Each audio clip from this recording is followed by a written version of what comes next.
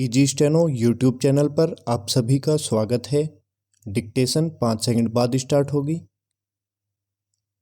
Ready start.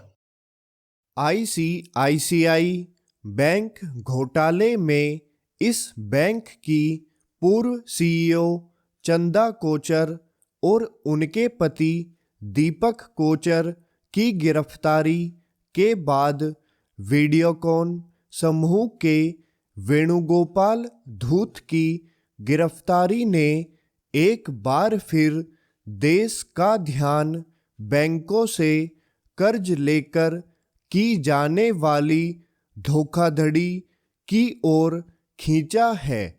3,000 crore रुपए से अधिक का यह घोटाला 2018 में सामने आ गया था।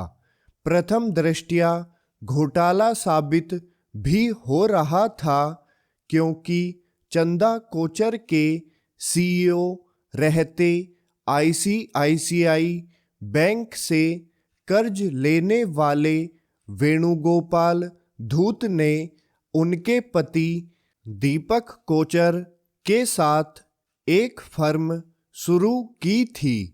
यह एक तरह से एक हाथ दे और दूसरे हाथ ले वाला मामला था। समझना कठिन है कि घोटाला सामने आने के इतने समय बाद सीबीआई ने सक्रियता क्यों दिखाई। यह ध्यान रहे कि सीबीआई और ईडी दोनों ने इस घोटाले की जांच 2019 में ही शुरू कर दी थी। कायदे से तो अब तक जांच किसी नतीजे पर पहुंचती हुई दिखनी चाहिए थी।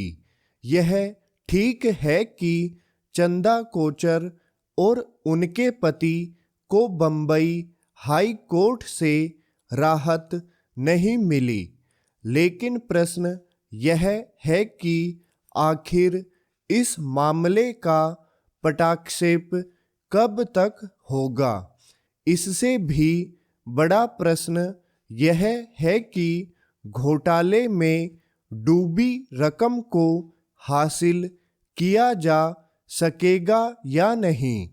यह समझ आता है कि बैंकों से घोटाला करने वाले नीरव मोदी, मेहुल चोकसी और विजय माल्या सरीखे जो लोग विदेश भाग गए, उन्हें कानून के शिकंजे में कसने में समय लगता है, लेकिन आखिर जो लोग देश में ही रहते हैं उन्हें समय रहते सजा देने में विलंब क्यों होता है।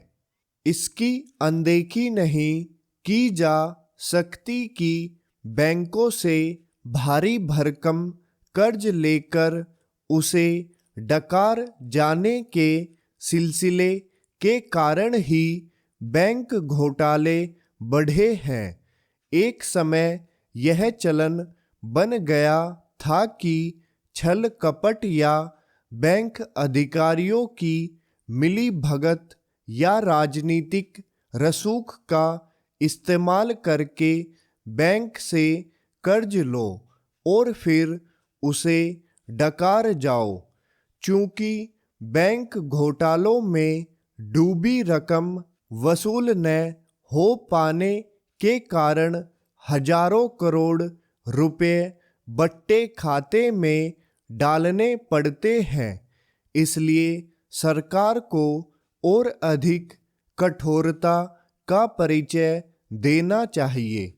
ताजा आंकड़ों के अनुसार पिछले 5 वर्ष में 10 लाख करोड़ रुपए बट्टे खाते में डाले गए हैं। निसंदेह इसका मतलब लोन माफ किया जाना नहीं और कर्ज में डूबा धन बट्टे खाते में डाले जाने के बाद भी वसूली प्रक्रिया जारी रहती है। लेकिन प्रश्न यह है कि क्या इससे बैंकों को चूना लगाने वाले हतोत्साहित हो रहे हैं? एक के बाद एक बैंकों के घोटाले जिस तरह सामने आ रहे हैं, उससे तो ऐसा नहीं लगता।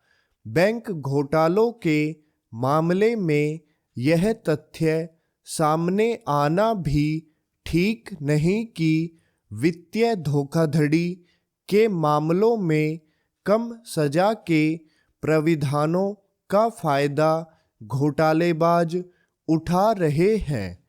आखिर सजा के प्राविधान कठोर क्यों नहीं है? स्टॉप।